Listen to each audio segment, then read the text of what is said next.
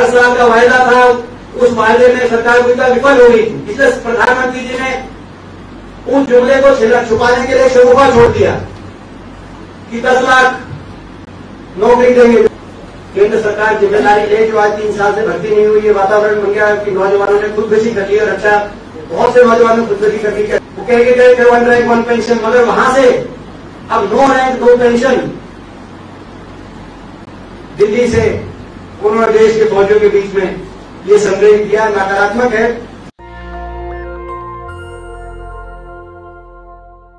पथ भर्ती योजना को तुरंत केंद्र सरकार वापस ले।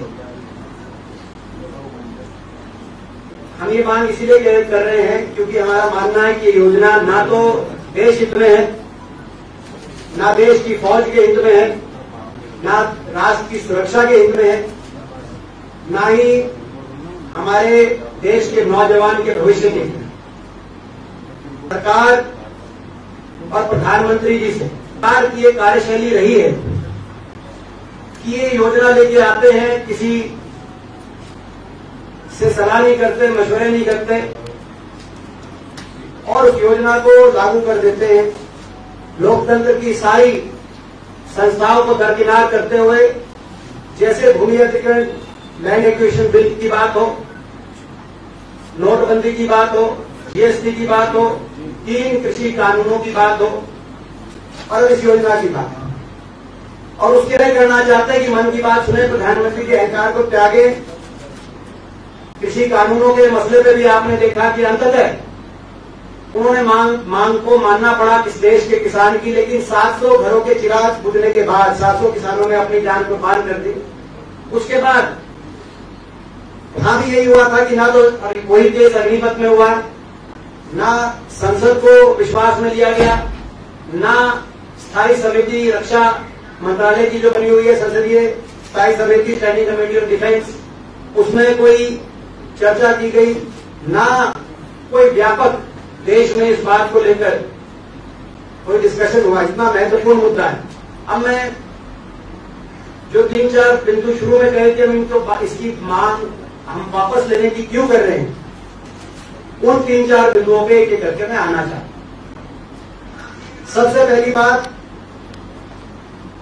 भारतीय राष्ट्रीय कांग्रेस देश की फौज को कमजोर नहीं होने देती। ये राष्ट्र की सुरक्षा में नहीं, कोई भी ऐसा कदम जिससे देश की फौज अगर कमजोर होती दिखाई देगी, ऐसे कदम का हम डट के विरोध करेंगे। ये ऐसी पार्टी है सत्ता दल जो राष्ट्रभक्ति के नाम पर वोट तो अर्जित करना जानती है, लेकिन उस नौजवान जो छोटे गांव कस्बे में सुबह 4 बजे निकल जाता है घर से, रेस लगाने के लिए, घर बैठक करने के लिए, प्रैक्टिस करके तैयार फौज की भर्ती के लिए, उसके मन में जो देशभक्ति का जज्बा है, उस देशभक्ति के जज्बे को समझ नहीं पाते। इस योजना से उस नौजवान के देशभक्ति के उस जज्बे का भी इस सरकार ने बहुत बड़ा अपमान किया है। वो कॉन्ट्रैक्ट बेसिस पे नहीं, वो देश की सेवा के लिए फौजी बनने जाना चाहता है, कोई कॉन्ट्रैक्ट बेसिस पे अग्निवीर बनना नहीं जाना है।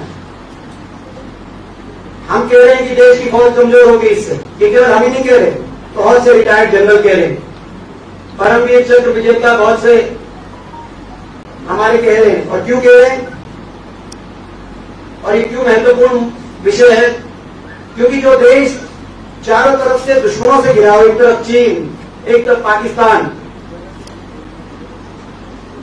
आप ऐसी योजना लेके आए हैं जिस योजना के आधार पर धीरे धीरे हमारी फौज की संख्या कम हो।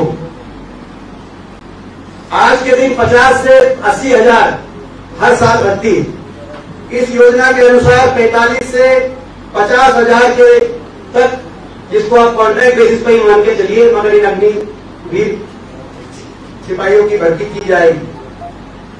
उनमें से 1/4 यानी कि 12,000 सैनिकों को पक्की नौकरी मिलेगी। अगर ये योजना 15 साल तक चली तो कहीं ना कहीं हमारी जो आज 14 लाख हमारी सैन्य बलों की संख्या है, वो संख्या बल घटकर 6 लाख हो जाए। नंबर 1, फौज क्यों कमजोर होगी। दूसरा, फौज का सैनिक जो फ्रंट लाइन पे देश की रक्षा की जिम्मेदारी अपने कंधे पे जवान जो किसान का देश है, उस भावना से जिस देश का फौजी ही अपने आप को सुरक्षित महसूस करे अपने भविष्य को लेकर, वो कैसे सुरक्षा कर पाएगा? फौज इसलिए फौज क्यों कमजोर होगी? तीसरा कारण, आज फौज में जो ट्रेनिंग का हमारा तरीका, आज 1 साल की ट्रेनिंग, 1 साल की ट्रेनिंग और अगले 2 साल में अपनी रेजिमेंट के अंदर जिसका प्रतीक है नाम, नमक, निशान, भावनात्मक रूप से व्यक्तिगत ट्रेनिंग जिसको, तो जो ये हमारी रेजिमेंट्स जो आधार है, जिस आधार पे जो नींव है, जिस नींव के ऊपर दुनिया की सबसे सर्वश्रेष्ठ फौज आज हिंदुस्तान की फौज मानी गई है, time and tested, tried and tested, हर युद्ध में हमारी फौज जीती है। उसके बाद आज उस फौज की उस प्रणाली के साथ बिना कोई व्यापक चर्चा करे इतना बड़ा छेड़खानी करना, मैं समझता हूं कि ये फौज की नींव को हिलाने का काम जो आप कर रहे हैं, इससे फौज कमजोर होगी। फौज क्यों कमजोर होगी? चौथा कारण, कई स्पेशलाइज ट्रेनिंग है। आर्मर्ड कोर, रशिया के अंदर आप जाके पूछे, आर्मर्ड कोर की 5 साल की ट्रेनिंग है। आर्टिलरी, चीन की आर्मी में आर्टिलरी में 3.5 साल की ट्रेनिंग है। इन्फेंट्री, अलग अलग इन्फेंट्री के डिविजन, अलग अलग देशों की, अलग मुल्कों की फौज में अलग अलग उनकी ट्रेनिंग है। आज आप किस प्रकार से जो स्पेशलाइज ट्रेनिंग धीरे धीरे एक संपूर्ण फौजी तैयार होता है, 3-4 साल में निकलता है, आप उसकी रिटायरमेंट की तैयारी करने में सब, तो देश की फौज कमजोर होगी। भारतीय राष्ट्रीय कांग्रेस भारतीय फौज को, जिस फौज ने देश की सुरक्षा में अपने बलिदान दिए, जिस फौज को दुनिया की सर्वश्रेष्ठ फौज माना गया हो, उस फौज में छेड़खानी नहीं होने देगी। हम सवाल करते हैं माननीय प्रधानमंत्री जी से, बताएं कि फौज में क्या कमी थी कि आज इतने बड़े बदलाव की फौज में आवश्यकता, वो भी बिना चर्चा। दूसरा बिंदु, नौजवान के भविष्य के साथ खिलवाड़। आप जानते हैं कि नकारात्मक नीतियों की वजह से आज देश के 75 साल के इतिहास में सबसे ज्यादा बेरोजगारी है, और ये हमने के नीति आयोग कह रहा, सेंट्रल मॉनिटरिंग इंडियन इकोनॉमी कह रही। ऐसी परिस्थिति में जब 62 लाख केंद्र सरकार और विभिन्न राज्य सरकारों की नौकरियों में रिक्त स्थान हो, जिसमें से 26 लाख अकेले केंद्र सरकार में रिक्त स्थान हो, और 2 लाख से ज्यादा फौज में रिक्त स्थान हो, ये स्वयं मेरे द्वारा प्रश्न पूछा गया था 28 मार्च को संसद में, उसमें जानकारी मिली, जैसा आप जानते हैं। उसके बाद ये आंदोलन बना पूरे देश में कि 2 लाख से ज्यादा फौज में रिक्त स्थान है और 3 साल से भर्ती नहीं हो रही। पहले तो रक्षा मंत्री जी को देश से माफी मांगनी चाहिए कि ऐसी स्थिति बनी कि 3 साल से कोई भर्ती नहीं, इतने रिक्त स्थान फौज में और अलग अलग वैकेंसीज में। ऐसे नौजवानों के भविष्य के साथ रिकॉर्ड बेरोजगारी का जो सामना कर रहे हो, इतना बड़ा मजाक की सरकार ने किया है। जैसा मैं पहले बता चुका हूं कि धीरे धीरे फौज की जो हमारी संख्या घटेगी, स्वाभाविक रूप से संख्या घटेगी तो बेरोजगारी बढ़ेगी। दूसरी बात, जो लोग अग्निवीर 4 साल के बाद जिनकी फौज से छुट्टी कर दी जाएगी, आज बड़े बड़े क्लेम किए जा रहे, दावे किए जा रहे कि उनको अलग अलग फोर्सेस के अंदर, जो गृह मंत्रालय के अंदर सारी फोर्सेस हैं, उनमें प्राथमिकता दी जाएगी, प्राइवेट सेक्टर में प्राथमिकता दी जाएगी। मैं पूछना चाहता हूं सरकार से कि जो लोग 15 साल की ट्रेनिंग करके घर वापस आ रहे हैं 35 साल में, आज कितने ऐसे रिटायर्ड फौजियों को आपने अपनी फोर्सेस के माध्यम से अब्जॉर्ब करने का काम किया है? कितने ऐसे फौजियों को आपने किया है, एक्स सर्विसमैन को किया है? क्योंकि आज भी प्रावधान है, आज भी हर जगह प्राथमिकता दी जाती है,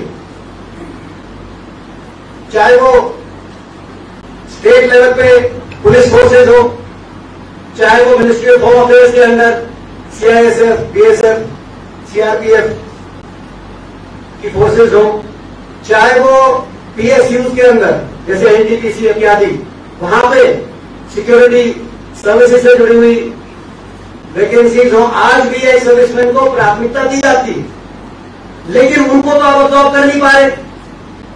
आने वाले समय में जब इतने लोगों की छुट्टी करके आप घर भेजेंगे तो आप किस आधार पे, तो ये युवाओं के साथ बहुत बड़ा धोखा है। युवाओं की देशभक्ति की भावना का भी बहुत बड़ा अपमान है।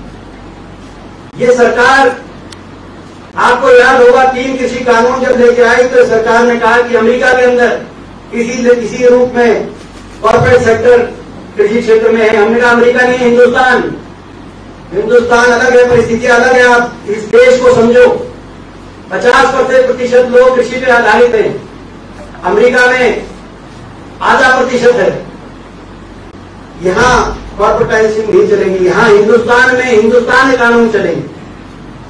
कांग्रेस ने हिंदुस्तान की परिस्थितियां देखते हुए MSP की प्रणाली को और बाकी मंडी व्यवस्था की प्रणाली को विकसित करने का काम किया था, मगर सरकार ने उसमें नहीं मानी। खामियाजा देश के किसान को हुआ, देश को हुआ। 700 किसानों की जान कुर्बान हुई और उस बलिदान लेने के बाद सरकार ने अपने कदम उठाए। प्रधानमंत्री जी ने वो प्रेस वार्ता करी। आज वही बात पहले अमेरिका से लेकर आया था, पहले इजराइल में आपकी जानकारी, ये देशभक्ति हमारे गांव में, छोटे कस्बों में, नौजवानों के रग रग में देशभक्ति बनी हुई। वहां आर्मी फर्स्ट चॉइस नहीं है। इजराइल में कोई फर्स्ट प्रेफरेंस से आर्मी में नहीं जाना चाहता, इसीलिए वहां तो कंपल्सरी सर्विस करके 4 साल में रिटायरमेंट करके सारी 100% सबको जाना पड़ता है। वहां की स्थिति अलग है, हिंदुस्तान की परिस्थितियां अलग है। हिंदुस्तान में नंबर 1 चॉइस, जैसे मैंने कहा, बहुत हिंदुस्तान के नौजवानों की गांव में, छोटे कस्बों में जो लोग 4 बजे उठ के अपनी प्रैक्टिस करने निकलते हैं, मैदान में दौड़ लगाते हैं, उनकी सबसे सर्वोत्तम अगर कोई चॉइस है तो वो फौज में जाना। इसलिए ये नकलची बंदर, कभी हिंदुस्तान की परिस्थिति है कि सरकार ने नकलची बंदर का रूप ले लिया। कभी अमेरिका से ला रहे हैं, कभी इजराइल से ला रहे हैं। हिंदुस्तान में हिंदुस्तान के लोगों के लिए सूटेड जो नीतियां हैं वो चलेंगी, वहां की नहीं चलेंगी। इसमें बाकी आपके बहुत से प्रश्न होंगे। तो जैसे मैंने कहा कि भाई 2 मुख्य बिंदु, देश की सुरक्षा के साथ समझौता नहीं हम बर्दाश्त करेंगे, देश की फौज को कमजोर नहीं हम होने देंगे, और देश के नौजवान के भविष्य के साथ खिलवाड़ भी हम बर्दाश्त नहीं करेंगे। ये हमारी 2 मुख्य बिंदु। मैं ये भी कहना चाहता हूं सरकार से, कई विषय ऐसे होते हैं, राष्ट्र सुरक्षा और फौज का वो विषय जहां राजनीति का कोई स्कोप नहीं है। आप राजनीति करिए, आपकी आदत है, आप हर चीज पर राजनीति करते हैं, आप करिए, हर चीज पर राजनीति करिए, लेकिन देश की फौज, राष्ट्र सुरक्षा पे राजनीति नहीं, राजनीति होनी चाहिए। और राजनीति क्या है? राजनीति का अर्थ सभी को विश्वास में लेकर एक मत से नीतियां बने, क्योंकि देश का फौजी किसी एक विचारधारा का कोई के परिवारों से नहीं जाता, किसी एक धर्म, किसी एक जाति, किसी एक भाषा, किसी एक भाषा के परिवारों से नहीं जाता। उसमें संपूर्ण देश के अलग अलग के एक कोने से देश की सीमा पर फौजी जब जाता है तो हिंदुस्तान अपने दिल में लिए जाता है, भारतवर्ष के प्रति समर्पण अपने दिल में लिए जाता है। ये राष्ट्र है, और इसीलिए ये राजनीति इन विषयों पर नहीं होनी चाहिए। आज मैं राजनीति क्यों कर रहा हूं? ये कर रहे हैं क्योंकि कहीं ना कहीं ये सरकार दबाव में थी, रिकॉर्ड बेरोजगारी, अर्थव्यवस्था की तरफ लुढ़क रही थी। 2 करोड़ रोजगार हर साल का वायदा था, उस वायदे में सरकार पूरी विफल हो गई थी। इसलिए प्रधानमंत्री जी ने उस जुमले को छुपाने के लिए शगुफा छोड़ दिया कि 10 लाख नौकरी देंगे। जो मैंने आपको साफ बताया कि ये 10 लाख काल्पनिक स्वप्न ना दिखाएं, मगर जो ये 62 लाख रिक्त स्थान पड़े, जिसमें 2 लाख से ज्यादा फौज के इनकी असली भर्ती सरकार निकाले, असली भर्ती करे, ये हमारी मांग है सरकार से। तो ये तो प्रमुख राष्ट्रीय पर्सपेक्टिव से, राष्ट्रीय दृष्टि से कुछ बातें थी। इसके साथ साथ मैं राजस्थान और हरियाणा जैसे प्रदेश, राजस्थान, हरियाणा, पंजाब, ये वो प्रदेश हैं जहां से परंपरागत रूप से फौज की भर्ती बड़े पैमाने पर रही है। यहाँ के नौजवान को कैसा दोहरा झटका लगा है, वैसे तो पूरे देश के नौजवान को झटका लगा है, मगर यहाँ के नौजवान को कैसा झटका लगा है वो भी मैं कहना चाहता हूं। क्योंकि आपने देखा होगा, एक ये भी बात आ रही है कि इसमें कहीं ना कहीं रेजिमेंट सिस्टम जो है, जो फौज की नींव है, जो आधार है, उनकी जिन क्षेत्रों से परंपरागत रूप से बड़ी पैमाने में भर्ती होती है, जहां बहुत से इलाके ऐसे हैं जिसमें बहुत से राजस्थान में भी है, जहां पीढ़ी दर पीढ़ी देश के लिए समर्पित होकर बलिदान देने की परंपराएं रही हैं, उन इलाकों के अंदर कहीं ना कहीं जो ऑल इंडिया ऑल क्लास की बात आई है, उसका क्या प्रभाव पड़ेगा वो मैं आपको आपके बीच में रखना चाहता हूं। ये एक और प्रश्न पूछा गया था संसद में हमारे एक साथी सांसद द्वारा, ये 11 फरवरी 2022 को सारे प्रश्न की लेटेस्ट सेशन में ही पूछे गए थे, चाहे वो जो मैंने पूछा था कि जिसमें जवाब आया था 3 साल से भर्ती नहीं हो रही है, 2 लाख से ज्यादा वैकेंट है, इसमें पूछा गया था कौन से प्रदेश से कितनी भर्ती हो रही है। अगर हम राजस्थान का देखें तो राजस्थान में 2019-20 में लगभग 6,887 पक्की भर्ती, लगभग 7,000। राजस्थान की एवरेज लगभग 7,000 के करीब, उसके बाद से भर्ती हुई नहीं। पहले भी आप साथ ले जाके देखें तो 7,000 के इर्द गिर्द आंकड़ा घूमेगा। मैं साथ में हरियाणा भी जोड़ूंगा, हमारे हरियाणा से भी लगभग 5,000 की भर्ती 2019-20 में। ये अब इस ऑल इंडिया और क्लास के बाद अग्निवीरों की संख्या राजस्थान में घटकर 2,604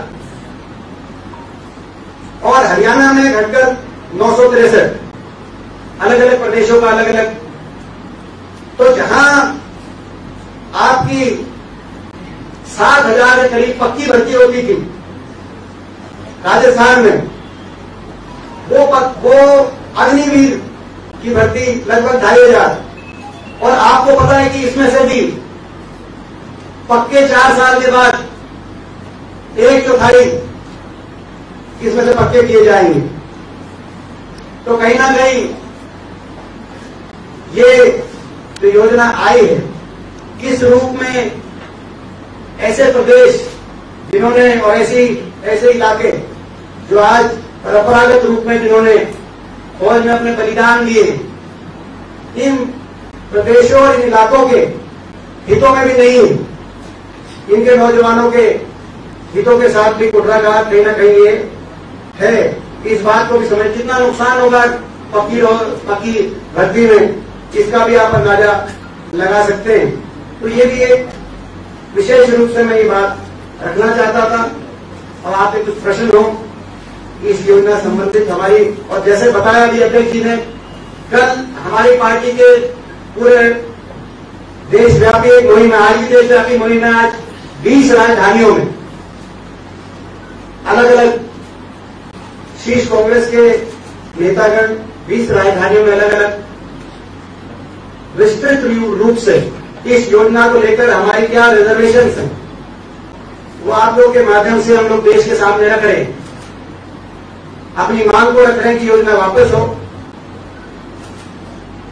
कल हर विधानसभा क्षेत्र में, पूरे कश्मीर से कन्याकुमारी तक पूरे देश में, हर विधानसभा क्षेत्र के अंदर विधानसभा लेवल पे 10 बजे से 1 बजे तक एक धरना रहेगा, देश के नौजवान के हक का धरना, राष्ट्र सुरक्षा के हित का धरना, देश की फौज को कमजोर ना होना देने के संकल्प को लेके धरना।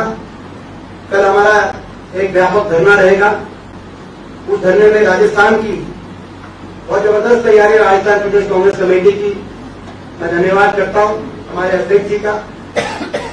जिस तरह से हमें जानकारी मिली, बहुत ही सर्वोत्तम तैयारी यहाँ पे राजस्थान में भी है, जिसका कल आप लोग कवरेज करेंगे। उसकी भी आप तक जानकारी देना मैं मुनाफिक समझा। और इसके अलावा कोई आपके प्रश्न हो, देखिए हमने मांग करी इसको वापस लेने की।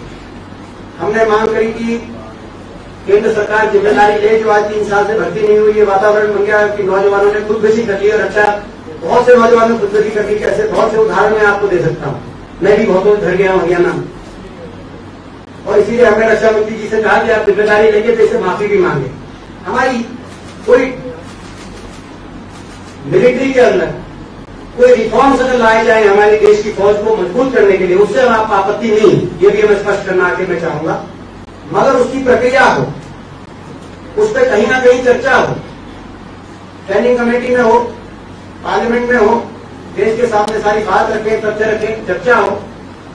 और उसके बाद अगर देश की फौज को, मिलिट्री को मजबूत करने के लिए अगर कोई कदम उठाया जाएगा तो हम उस कदम का पूरी तरीके से स्वागत करेंगे। दुर्भाग्य की बात यह कहीं ना कहीं ऐसा देश में इंप्रेशन गया है, आपके प्रश्न लेंगे, कि ये पेंशन को बचाने के लिए किया जाए, पेंशन बजट को बचाने के लिए किया जाए। ये भी प्रेसिडेंट जाना बड़ा नकारात्मक संदेश है देश की सुरक्षा के लिए, देश की फौजियों के लिए। जिस प्रधानमंत्री जी ने एक नारा दिया था, हरियाणा के रेवाड़ी के अंदर उन्होंने 2014 की पहली चुनावी सभा करी थी गुजरात से आकर, जो राजस्थान हरियाणा बॉर्डर में पड़ता है, जो रेवाड़ी का हमारा जिला, और वहां पर उन्होंने उद्घोष किया था 1 रैंक 1 पेंशन। रेवाड़ी की उस वीर भूमि पे वो कह के गए थे 1 रैंक 1 पेंशन, मगर वहां से अब 2 रैंक 2 पेंशन दिल्ली से उन्होंने देश के फौजियों के बीच में ये संदेश दिया, नकारात्मक है। और ये बजट की बात मैं बताना चाहूंगा कि अगर इन्हीं की सरकार में देखें, हमारी सरकार है तुलना नहीं, वो भी आप तुलना करके देख सकते हैं कितनी कटौती की गई है बजट में। लेकिन रक्षा बजट मात्र पिछले 5 साल में हम देखें, यूपीए के समय देखें तो और ज्यादा गिरावट रक्षा बजट में, लेकिन मात्र 5 साल में 2017-18 में 17.8% केंद्र सरकार का खर्च रक्षा बजट को समर्पित था, और 2020-21 में ये घटकर 17.8% से 13.2%। इतनी भारी गिरावट जब चीन हमारे दरवाजे पे दस्तक दे रहा हो और कई किलोमीटर अंदर चीन की फौज कहीं जो सरकार और फौज ने स्वयं उस बात की यथास्थिति देश के सामने रखी हो, जब पाकिस्तान और चीन एक होकर 2 फ्रंट वॉर की बात करते हो, ऐसे समय रक्षा मंत्रालय का रक्षा बजट को इतनी भारी कटौती कौन सी देशभक्ति है? ऐसे समय देश के नौजवान के दिल में जो सपना था देश को समर्पित होकर फौजी बनने का, उस सपने को चकनाचूर करना कौन सी देशभक्ति है? सरकार ही बताए। नेशनल दस्तक की आपसे गुजारिश है कि अगर इसको बचाना चाहते हैं तो नेशनल दस्तक को सब्सक्राइब करने के लिए रेड कलर के सब्सक्राइब बटन को दबाएं, फिर बेल आइकन की घंटी दबाएं। नेशनल दस्तक को बचाने के लिए बहुत जरूरी है कि हर खबर को शेयर करें, लाइक करें, कमेंट जरूर करें।